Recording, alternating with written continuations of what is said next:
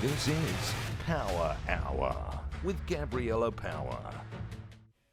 Hello and welcome to Power Hour. I'm Gabriella Power. Thank you for your company.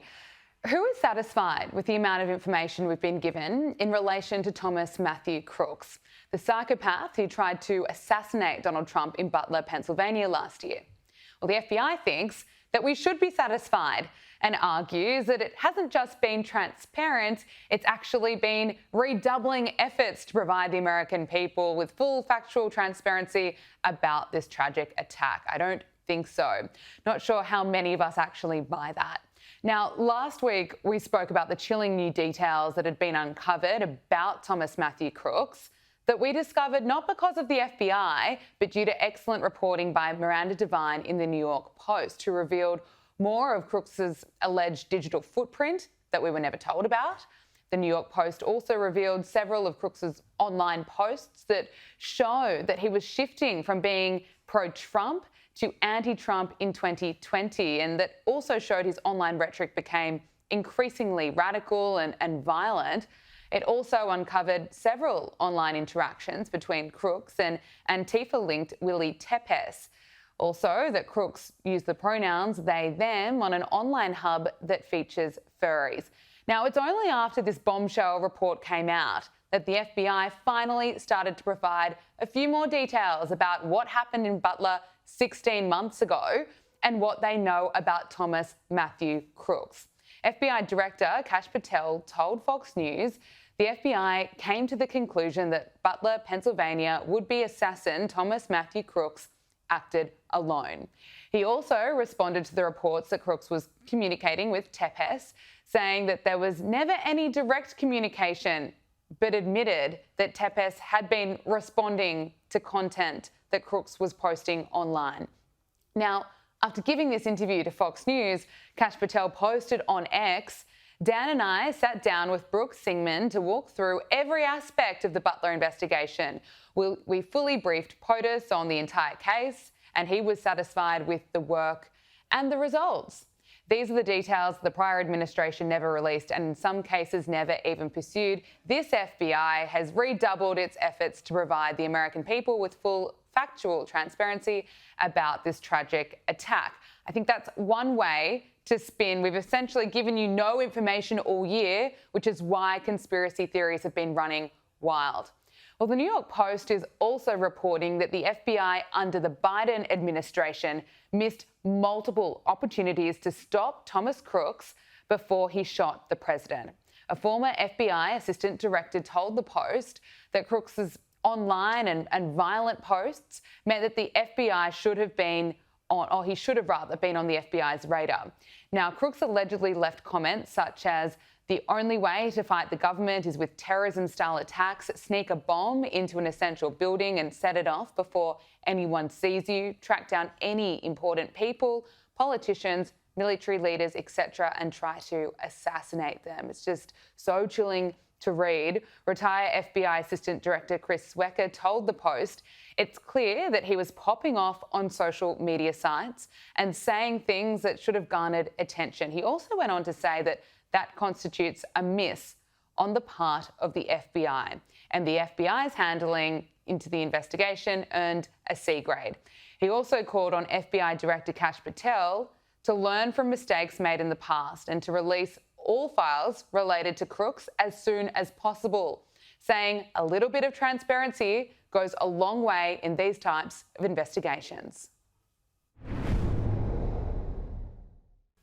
If you're a homeowner in America, you need to listen to this. The FBI has been warning about a type of real estate fraud on the rise called title theft, and your equity is the target. This is how it works. Criminals forge your signature on a single document, use a fake notary stamp and file it with the county, and just like that, on record, they own your home. Using your ownership, they can take out loans against your equity or even sell your property, and you won't know about it until foreclosure or collection notices show up in the mail. That's why I've partnered with Home Title Lock so you can protect your equity and find out today if you're already a victim. Use my promo code POWER at hometitlelock.com. You'll get a free title history report and a free trial of their $1 million triple lock protection. That's 24/7 monitoring of your title records, urgent alerts to any changes, and if fraud occurs, their US-based restoration team will spend up to $1 million to fix it. Don't be a victim, protect your equity today. That's hometitlelock.com, promo code POWER, or use the link below. Joining us now is media strategist for Maha PAC, Caitlin Sinclair. Caitlin, it is great to see you. The New York Post is reporting that the FBI under Biden had multiple missed opportunities to stop Thomas Crooks before he tried to assassinate Donald Trump. This is according to a former assistant director at the Bureau. Retired FBI Assistant Director Chris Swecker said that Crooks should have been on the FBI's radar due to all of his online posts. He also claimed that the FBI under then Director Christopher Wray was so desperate to try and pin Trump's would-be assassin as a far-right lone gunman. He said that there was bias in the FBI towards right-wing extremists, and if there was a right-wing extremist ideology, that got surfaced real quickly in any of these shootings. But if there was a left-wing extremist ideology driving it, well, it was glossed over. Funny that. Caitlin, what do you make of that? And also the fact that there are these reports that the FBI had missed multiple opportunities to stop him.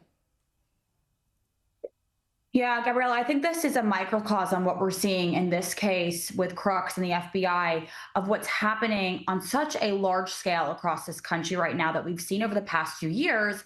And that is the distrust that the American people have in our three-letter institutions, unfortunately, like the FBI. So this man's social media footprint is leaving Americans and lay people that have been following this horrific story with so many questions. This is a man that had posts on Facebook, I believe, on his social media, specifically talking about brutally killing Ilhan Omar and shipping her body parts. It was so grotesque. It was so disturbing. And there were many other comments. So again, as a layperson watching this, people that don't even follow politics, my peers, my contemporaries, they have a lot of questions as to how this young man was not on the radar of the FBI. Again, a microcosm of what we've seen over the past few years. And then there's the fact that the entire investigation was centered around DEI, how they handled the investigation. The center of this investigation was DEI, was not getting to the bottom of it. The females that were involved were not even supposed to be involved. They didn't have the credentials.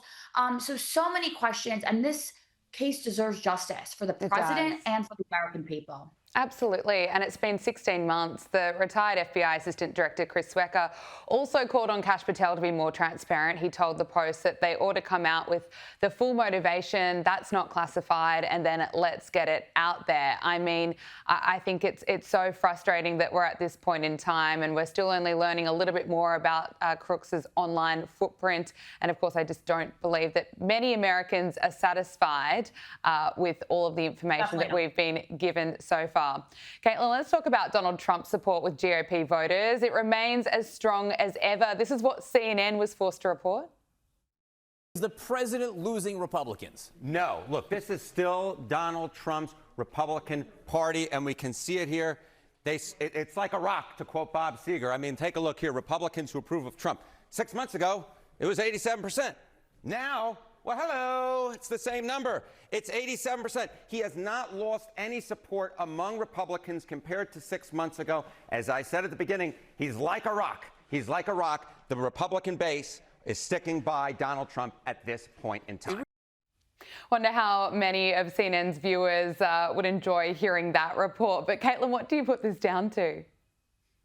Oh, no, their ears must have been bleeding. I put this down to the man that is sticking to his promises as president.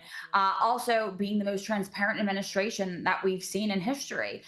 Again, we look back at what happened on November 5th, the culture. Donald Trump followed the culture. He followed culture in sports with men being able to compete with women. He said absolutely not. The culture with parents caring about safety. The culture with women. What do the women care about? Maha, health, and the overall culture of being authentic. That's what Donald Trump campaigned on. That's why he won in a landslide. And that's what he's continued to show the American people. So I'm not surprised at his approval ratings. I know a lot of, including CNN, was talking about recently what happened last week with Marjorie Taylor Greene announcing she's going to leave Congress. That is not a loss. And the president has said he would love to see her return to politics one day. I think what she did there was a strategic play, actually. I think she's playing chess, not checkers, and didn't want there to be more infighting with the party and is stepping away for now. But most people are sticking by the president, and that's not to say that Greene isn't. So she's just removing herself from the time being. So these baseless attacks actually have no weight. And I want to talk to you about Maha in a moment, but I have to get your thoughts on Mamdani, of course, New York City mayor-elect. So Mamdani, he still believes that Donald Trump is a fascist. Let's take a look at this. Are you affirming that you think President Trump is a fascist? I've spoken about... That's okay. You can just say yes. Okay. All right. Okay. Yeah. It's easier. It's easier than explaining it. I don't mind. Trump is brilliant there. Caitlin, you've been speaking out about the irony of the female Mamdani voters. Can you explain to us what you mean by this? I'll give you this. It's a real disconnect. And for your viewers, will understand me on this. The irony of the woman Mamdani voter, it's the same females that were screaming and going on TikTok complaining about the random punches or how unsafe the streets are, how riding the subway is scary to them. And so there's a real disconnect between what they say they want and then what these women actually voted for. This man's platform calls for sending in social workers to domestic violent assault. No police officer. He's back decriminalizing prostitution, and he wants to divert millions away from law enforcement. So that all goes against what these young females complain about on their social media on a day-to-day basis. So none of this is actually reform. It's regression. But the problem is Mamdani was really good on social media at running an algorithm, at speaking to these young Gen Zers, these young cohort voters, the younger cohort of voter that is confused right now. They are lost, they're broke, they can't afford to buy homes, and he spoke directly to them. He said, it's not your fault. It's not your fault. Capitalism failed you, and I'm here to help. So again, affordability, it's a main theme we saw out of all of this. And if Republicans don't get up and do something about the affordability crises that the Democrats, quite frankly, left us, we are going to see a radicalized wave of Mamdanis all over the country because no one is listening to these young voters in Washington, D.C. They feel disenfranchised, and that's why this happened.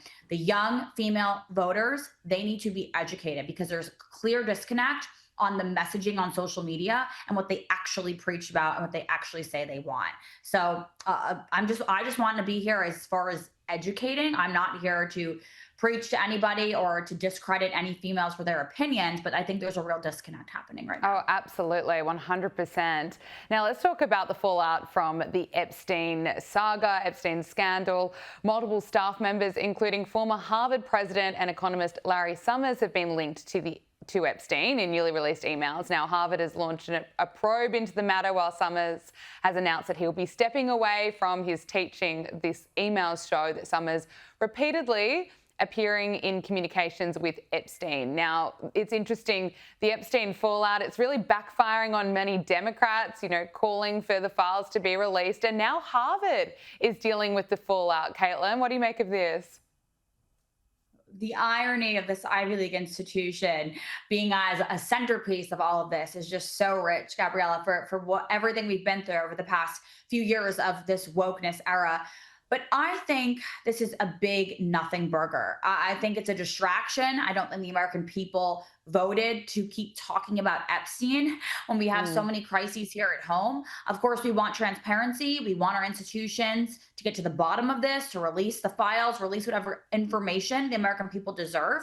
But Donald Trump, if his name was on any of these lists, the Democrats would have released it years ago. Absolutely. So Larry Summers, this Harvard involvement, the Democrats file dump exonerated Trump, and it actually implicated them. So the irony here continues to be rich. Larry Summers asking dating advice from Jeffrey Epstein. I mean, it's a great comedy. If you have nothing to do on your weekend and you want to tune into what our government's putting out on the Epstein files, yes, sure. But there's real problems here at home, and I think that's what we should focus on. Now let's talk about the midterm elections, looking at next year. How important will the Make America Healthy Again movement be, especially when it comes to the midterms? Huge. I think the Make America Healthy Again movement is the bridge that Republicans have been looking for as far as how to reach the female voters. We have both parties right now whining in the past few weeks since these past elections earlier this month. Where are the female voters? Why didn't the women get out to vote? I can tell you why, because neither of the candidates that were running in those races decided to put MAHA on the ballot. None of them decided to speak directly to the females at home, speak to what their emotional bandwidth is. And us women, we're telling everyone to their faces what we care about.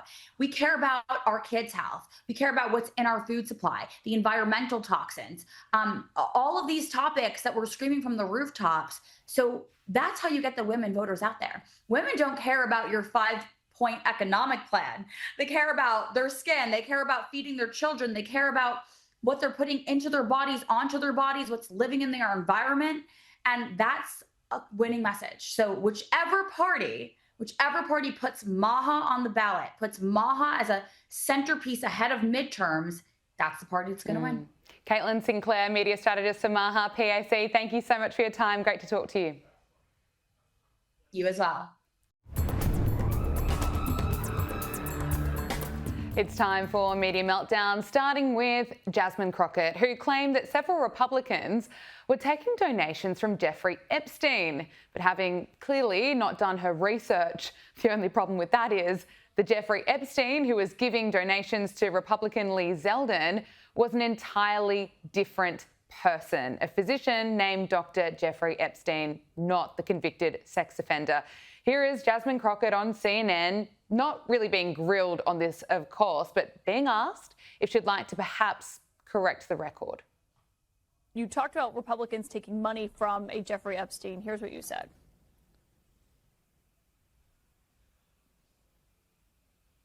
Who also took money from somebody named Jeffrey Epstein, as I had my team dig in very quickly. Mitt Romney, the NRCC, Lee Zeldin, George Bush, Win Red, McCain Palin, Rick Lazio. You mentioned Lee Zeldin there. He's now a cabinet secretary. He responded and said it was actually Dr. Jeffrey Epstein, who's a doctor that doesn't have any relation to the convicted sex trafficker. Unfortunate for that doctor, but that is who donated to a prior campaign of his. Do you want to correct the record on the people that you Listen, I never said that it was that Jeffrey Epstein. Just so that people understand, when you make a donation, your picture is not there.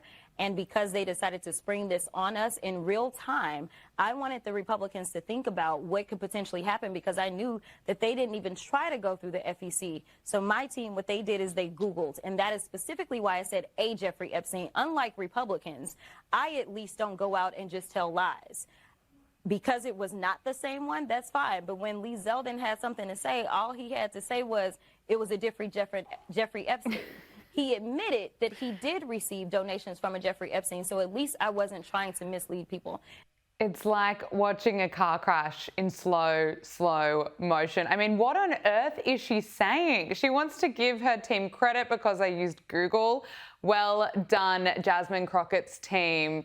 I mean, who are probably just as bright as she is. But Lee Zeldin's reply to Jasmine Crockett's claim was brilliant. He wrote, yes, Crockett, a physician named Dr. Jeffrey Epstein, who was a totally different person than the other Jeffrey Epstein, donated to a prior campaign of mine. No freaking relation, you genius. Now, CNN's Caitlin Collin pushes back gently and asks Jasmine Crockett on maybe her statement that perhaps she was, in fact, misleading. Now, have I dug in to find out who this doctor is? I have not. So I will trust and take what he says, is that it wasn't that Jeffrey Epstein, but I was not attempting to mislead anybody. I literally had maybe 20 minutes before I had to do that debate. Yeah, but people might see that and say, well, you're trying to make it sound like he took money from I did not know. a registered sex offender. No, but I literally did not know. When you search FEC files, and that's what I had my team to do, I texted them and I said, listen, we're going up. They are saying that she took donations. Right, but someone might say, well, your team should have done the homework to make sure it wasn't the convicted sex trafficker. Within 20 minutes, you could not find that out, not from just doing a quick search on FEC. So, number one, I made sure that I was clear that it was a Jeffrey Epstein, but I never said that it was specifically that Jeffrey Epstein, because I knew that we would need more time to really dig in.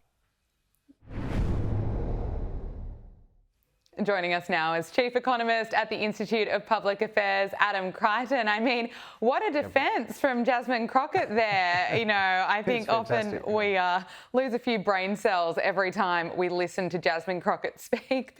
She really is an embarrassment for the Democrats. Yeah, look, I think it was very funny how she said that, you know, she wasn't specifically talking about the Jeffrey Epstein, just, you know, that she was factual. It was a Jeffrey Epstein, and, you know, she should have known. That's going to be a very common name, actually, in New York, of all places, obviously. Fairly Jewish name. So it's pretty embarrassing that, given her enormous staff, she probably has 20, 30 personal staffers. She's a congresswoman, that no one bothered to check this before she went out there with this information. So she'll probably sack someone over it, I imagine. But you know, at least this gave us some humour in this saga, which is never ending. And you know, I mean, the Jeffrey Epstein has been dead now for what, six years or something, 7 years, and it's still, you know, he certainly casts a long shadow over US politics.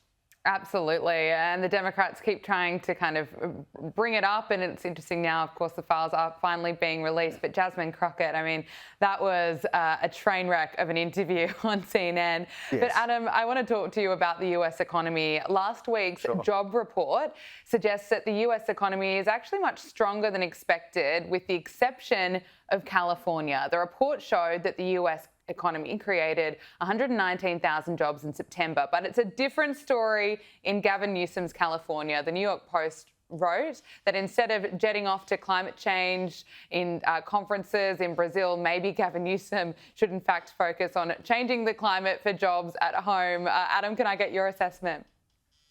Well, firstly, the main point to make is the strength of the US economy broadly, because remember, you know, most experts said it was all going to collapse because of the tariffs, and as you just pointed out, it's still booming. But more specifically, your question on California, well, this is not really surprising. I mean, this is the Victoria of the United States, if you like. It's an extremely left-wing state, very, very high regulations, extremely expensive energy, and so it's no surprise that the job market there is weak. I just had just earlier, I had a look at the price of electricity in California, 30 US cents an hour, which is by far the highest in the United States. The state's right next to it, Arizona, is only 12 cents an hour. So you can see the huge incentive to move manufacturing out of California. And of course, they had they had long lockdowns as well. I know that was 4 or 5 years ago, but lots of people left the state, and I think that's had a big impact there on sentiment. So yes, it's not. You know, the economy's not great there. And of course, everything has to be looked through the prism of the 2028 presidential election, right? All of these statistics, because probably when Gavin Newsom does run, the Republicans are going to say, well, you know, look what you did to your state. 100%. It needs to be looked through that prism. And you kind of compared California to Victoria. Well, it's interesting. Billionaire James Packer has lashed out at former Victorian Premier Daniel Andrews, who of course pushed Victoria into the world's longest lockdown during 2020. But James Packer has taken aim at the Labor politician's economic management of the state, calling him human filth. This was in an interview with Joe Aston's digital news site Rampart, and Packer has given a pretty scathing assessment of Daniel Andrews. Let's listen to this. Daniel Andrews is about my least favourite person in the world. I think Daniel Andrews not only ruined Victoria, he almost ruined my life. I couldn't speak more lowly of Daniel Andrews. I think he's human filth. Geez, this sounds like a Joe Aston column. There you go. I hope he sues me. I mean, I think James Packer speaks for many Victorians who had to endure that long lockdown. It also comes as street artist Jared Gretsch painted Daniel Andrews in a mural in Melbourne CBD, labelling him a dictator. Again, many Victorians labelled him that too. And if we need any reminding of just what Dan Andrews is truly like, this was his message to Victorians in 2020. Hundreds of thousands of Victorians who rung the police assistance line because they've had a suspicion that next door or across the road or down the street are doing the wrong thing. And they're doing the right thing and they're angry about it. And some people have sort of looked down their nose at that, oh, dobbing in your neighbour. Well, no neighbour has the right to do the wrong thing. We've all got to see this through. Dobbing in your neighbour. I mean, that's his legacy. That was his message to Victorians. And what's he been doing this year? Been spending time at China's military parade. I want to get your thoughts, Adam, on Packer's comments. He also had a go at Andrews and saying that he really torched the Victorian state government's balance sheet, warning that the debt burden that he imposed was now impossible to fix. Can I get your thoughts on all of this? Well, look, I think more and more Victorians are coming around to James Packer's view. I mean, the costs of COVID were absolutely enormous, and a large part of those costs were in the future, which is now. And the state is burdened with this extraordinary debt. When Dan Andrews came to office, Victorian public debt was something like $18 billion, and it's about to be $194 billion. So, you know, you do the maths, that's a very, very large increase. So his tenure was shocking, and I think more and more people are realising this. And actually, I should mention that next week the IPA has a large body of research coming out just on the Andrews legacy. I wrote one of the chapters on fiscal policy, which of course was an absolute disaster. So I encourage your viewers to go and read that. But yes, look, you know, more generally, it was a shocking premiership. And sadly, though, at the time, as you well know, it was very popular, strangely, because everyone had been, you know, scared by, you know, by the media, by politicians, by so-called health experts. But I think that fear's gone away now, and people look back and they're just embarrassed, I think, a lot of people. Yeah, a lot of fear tactics being used. It was such an awful time for many Victorians, and I'm looking forward to your work. It's such important work. We've got to look back, but looking at the state of Victoria now and moving forward, Victorian Premier Jacinta Allen says that she counts her predecessor, Daniel Andrews, as among her closest advisors ahead of next year's state election, saying that her government shares the same values and same priorities as her former boss. She says that she regularly draws on Daniel Andrews for advice. And it's interesting, Adam, this comes after an exclusive news poll for the weekend Australian revealed that the state's crime crisis is now threatening Jacinta Allen's premiership, with the opposition under new Liberal leadership with Jess Wilson seizing an advantage in the polls for the first time in more than 12 years. What are your thoughts looking ahead for Victoria? Well, look, I mean, it's extraordinary that she's going out there in public saying that she likes to talk to Dan Andrews, when obviously, you know, just we've been discussing his reputation has been declining, surely. So I think that was a bad move. I think she'd be somewhat concerned about the new opposition leader in Victoria because it's something new. You know, most people seem to think that Jess Wilson will do a better job on the economic debate. Let's wait and see, because the Labor government's story there on economics is very, very bad. So, yeah, look, I just think it's very odd that she's going out there talking about Dan Andrews like that. The crime crisis that you talked about, of course, this is created by the Labor government, by Dan Andrews, by Jacinta Allen when she was at the cabinet table for, 10 years or so before she was Premier herself. So they have created this problem, at least in part. So I think if the opposition here can finally get Victorians to understand that, then the opposition may actually have a chance. Yeah, it's very interesting indeed. Not sure if I'd be name-dropping Daniel Andrews. I don't think it's a good thing at all. Moving away from what's happening here in Australia, let's talk about Ukraine. US President Donald Trump suggests that big progress could be being made in peace talks between Russia and Ukraine. The president posted on Truth Social, is it really possible that big progress is being made in peace talks between Russia and Ukraine? Don't believe it until you see it, but something good may be happening. Now, of course, US Secretary of State Marco Rubio said that a tremendous amount of progress had been achieved amid peace talks with Ukraine regarding the ongoing conflict, and he did say that there's still some work to be done after this meeting between Ukrainians and European negotiators in Geneva, Switzerland. Now, of course, there are some concerns, though. Ukraine and its European allies had expressed concern over the leaked proposal seen as favouring Russia. Adam, can I get your assessment on the progress that's potentially being made? Well, look, I think it's good that President Trump is trying to get peace here. He's certainly done a lot more than most presidents in recent memory at trying to bring about peace, so he deserves credit. But look, on the specifics of the war, I'm not too confident, frankly. I mean, it's going to be over when it's over. There's been so many false starts on these negotiations for over a year now. I mean, of course, Trump actually met Putin, and that didn't go anywhere. And, of course, Zelensky's been to Washington who knows how many times, and that doesn't go anywhere either. There's a big split in the Republican Party in the US about the war. There's the MAGA side, the base don't like the war to continue, but then the old kind of neocons do want it to continue. So there's a lot of political pressure on Trump internally in the US, and of course the Europeans want the war to keep going. I think what's my view on this, but I think it's going to be good for both sides if it stops. 100%. I think the reality is on the ground that some concessions are going to have to be made to Russia unless Britain and France want to send their young people to go and fight. And I seriously don't think that's the case. I don't think the US wants to do that either. And if they're not going to do that, then I'm afraid the reality on the battlefield is that Russia's winning. Okay, it might not be decisive, but they are winning. They control territory. They're taking more towns. So if you're not going to go and fight them, then you've just got to face reality. Yeah, that's exactly right. There is a possibility that Ukraine could lose this war down the track. So I think it is in everyone's interest that there is peace, absolutely. Look, just finally, before I let you go, thoughts on the baby bonus coming back? New South Wales Liberal leader Kelly Sloan has called on the federal government to bring back the baby bonus. Let's listen to this. 1 in 7 families in New South Wales has fertility struggles. If we're talking about cutting immigration, we need to boost our homegrown community. I'd love to see the federal government look at things like Peter Costello's baby bonus. We are in a baby recession. We need a baby boom. Adam, is it a good idea? Well, she's certainly right that fertility is really scarily low at the moment, and we have to do something. Look, whether it's baby bonus, I'm not personally in favour of a baby bonus. I think the evidence shows they don't really work. They don't increase the number of babies that much, or if they do increase them, they increase the number of babies amongst people who we might not really want having babies for the cash. You're right. I mean, if you're having a baby for $3,000, that's a problem. Yeah, it's not a great incentive. Not the right reason. I think she's right to talk about it as an issue, but there's nothing stopping her, having that policy in New South Wales. The state government could have a baby bonus, for instance, if it wanted to.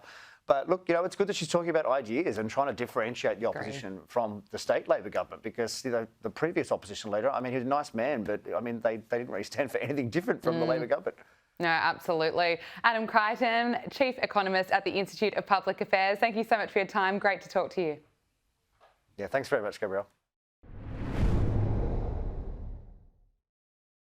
Joining us now is skynews.com.au columnist Louise Roberts. Louise, great to see you. See you too, Gabriella. Let's start with the fallout over former Prince Andrew now, Andrew Mountbatten Windsor. And UK Prime Minister Keir Starmer has suggested that Andrew Mountbatten should give evidence to US politicians over Jeffrey Epstein. Now, the Prime Minister said that a general principle I've held for a very long time is that anybody who's got relevant information in relation to these kind of cases should give that evidence to those that need it. What do you make of this?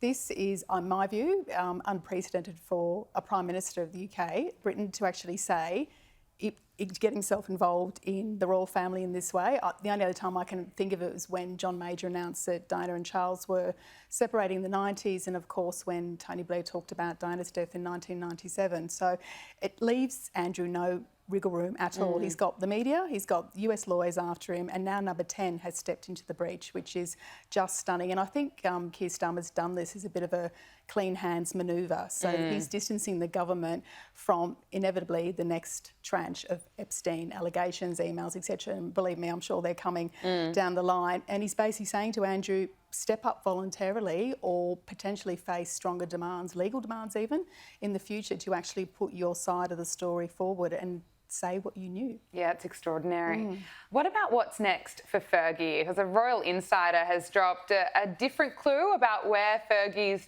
maybe heading, of course, after exiting Royal Lodge. She's spent more than 20 years living rent-free at Royal Lodge with Andrew Mountbatten Windsor, her ex-husband. But where is it believed to be that she might be going? Well, the latest is that she's going to move to the Cotswolds, because Beatrice lives there, of course, with her family. And the sort of rather unsavoury description of this place is that it's an cattle shed in the Cotswold. Of course it won't be, it'll be all bougie and lovely and it's all been done up. But it is quite the change, isn't it, from living rent-free at the Royal Lodge to a granny flat basically, and it's in the Cotswolds for Beatrice. But I don't feel that, I think it's good for her in a way, because it's practical, it's discreet. She's also still within arm's reach of the royal machinery, should, she be required to do anything or need any access, unlikely as that is. I don't think Portugal's off the agenda either, because Eugenia, of course, her other daughter, has built a very interesting and solid life in Portugal with her husband. Fergie's been there. She's got a network. I think also she's got the type of network which is full of sort of European aristocrats and celebrities and people that don't really care about the drama of a royal scandal should still be taken into that fold in a way. And that's what she loves. Fergie loves all the fating and the celebrity and all the luxuries of life. So possibly UK-based Cotswolds, discreet, obviously lots of security and stuff, and then Portugal for the more visible when and if she manages to step back into any kind of public life. Okay, well, we'll be watching that space very closely. We will. Now, there's a royal reportedly being lined up for a more visible royal role next year as Prince William prepares a major shake-up of the monarchy's future. Zara Tindall has never held an official title and is not a working royal, but that may soon shift. Well, Zara, I think, is the perfect role model for William's new regime, not alone Charles's regime, but also William in the future, because she's visible, she's relatable, she's a dependable ally of William's now, no drama. She has her own career. She's not only a successful equestrian, she's a businesswoman. I've met her and I've seen her at the Gold Coast for the world standard Magic Millions event every year in January, and she is very impressive in person. I mean, her horse riding skills are just exceptional. I mean, she's a former Olympian, but also the way she mingles with the crowd and the ambassador role she naturally has as a royal. And I think the suggestion of this story is that Anne is kind of training her up to take over some of her duties if that needed to be done. There's no suggestion Anne's stepping away from the spotlight. She is our hardest working royal, but I think she'd like to maybe sort of sweep Zara into some of that play, and Zara's a perfect person for it. So a terrific ambassador. I think this is really good news. Yeah, that's exciting news, which the royal family definitely needs. They do. Meghan Markle, we have to talk about this interview with Harper's Bazaar. I cannot believe it. So she's stunned fans revealing a new Harper's Bazaar interview after a surprising behind-the-scenes detail about her conduct sent the internet into overdrive. So she appeared on the cover of Harper's Bazaar's December 2025/January 2026 art issue.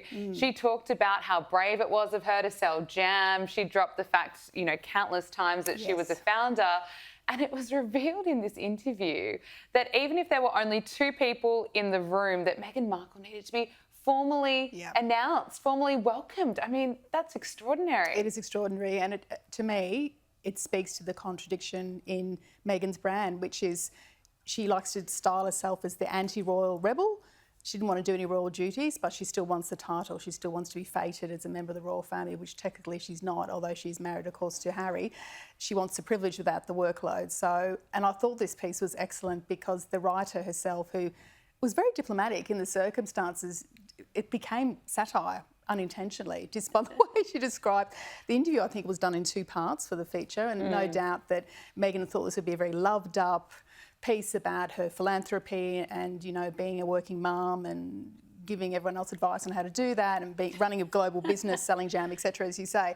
And the writer didn't need to mock her because there were the two incidents in the brownstone in New York where, Meghan, Duchess of Sussex, is here, and then also elsewhere when she was going to talk to some school children in Los Angeles, some teenage girls about STEM, which is a great topic, and a golf cart swept into, and there's great detail about the crunch on the gravel and stuff. And again, some poor sap had to say, Meghan, the Duchess of Sussex, is here. It's just a disaster. It is a PR disaster. But it says so much about her. Yeah, it says so much about her ambitions and her self-perception.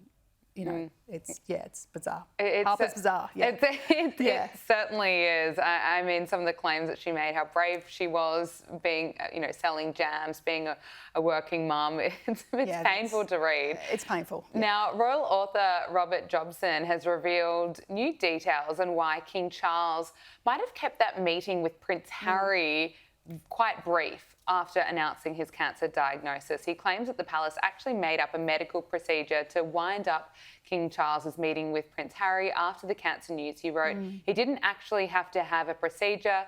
He had to go on a helicopter to Sandringham, but it meant that the meeting had to be cut down. Is that right? Yeah, that's Jobbo's information, and Jobbo's very well sourced on these, of course, and he's put this in his new book, The Windsor Legacy.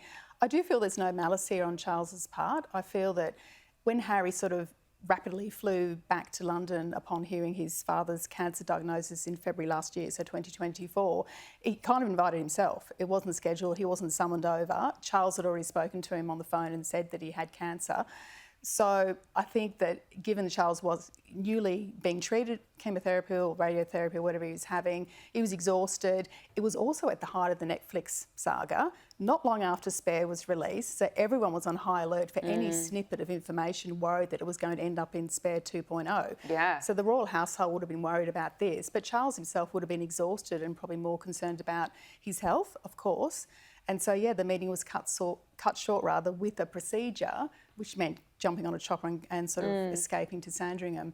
But of course, later in September, they had a longer meeting. I think it was about an hour, which I think did sort of pave the way to patching things up for them. But yeah, I see this more as Charles trying to spare Harry's feelings, really, in a way. Okay. Louise, Robert, thank you so much for joining us. Good to see you. Great to talk to you. We'll see you tomorrow. Make sure you subscribe to Sky News Australia on YouTube.